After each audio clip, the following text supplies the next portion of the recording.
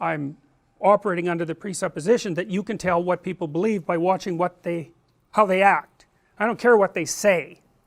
I don't care what their statements are about their view of reality, because the relationship between that and their actual actions is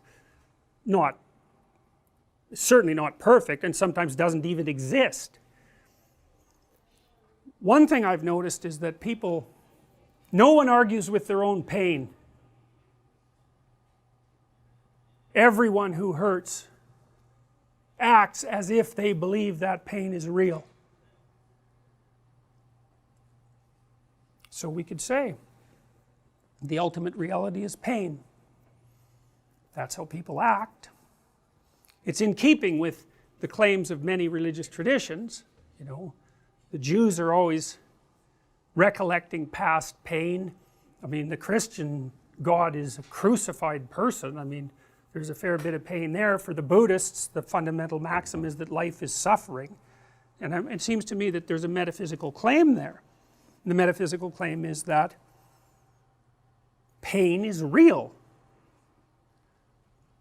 Now, of course, it depends on what you mean by real, but people act as if their pain is real, so that's a good place to start.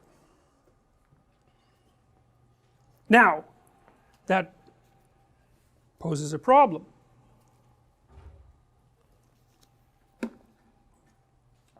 Life is a pain. Life is suffering, let's say. And why is that? Well, it's because you can be broken, hurt, and destroyed. And so that seems pretty self-evident. And worse, you know it. And that makes people unique. Like, that's our self-consciousness, right? That's really what separates us in some sense from other creatures. I mean, other creatures have some self-consciousness, like a chimp can learn to recognize itself in a mirror, and so can a dolphin, but that's pretty bare bones self-consciousness. Real self-consciousness is the knowledge of your borders, and not only in space but in time.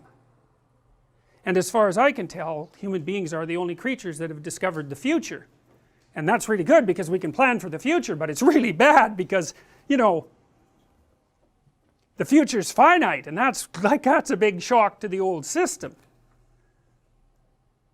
And it's the existential burden that everyone bears, and it's associated integrally with suffering. And so then you think, well, life is suffering, and it's finite, and that's part of the suffering. That's part of what makes you question the value of existing, and maybe the value of existence itself. So then what do you have to use as a weapon against that? Well, we talked a little bit about responsibility. That seems to work.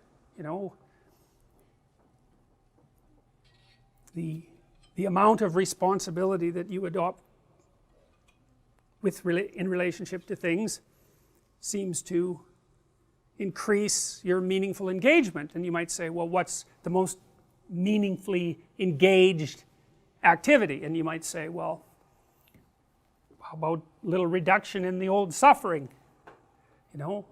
So you live your life so that you're not causing undue pain, especially pointless pain. That would be good, and maybe you could even be more useful than that, and you could figure out some ways that some suffering, yours, other people's, both, if you're really hitting a home run, maybe you can figure out some way that some of that could be rectified. And that seems to be meaningful in and of itself. I mean, if it's pain that makes you doubt the meaning of life, which is a perfectly reasonable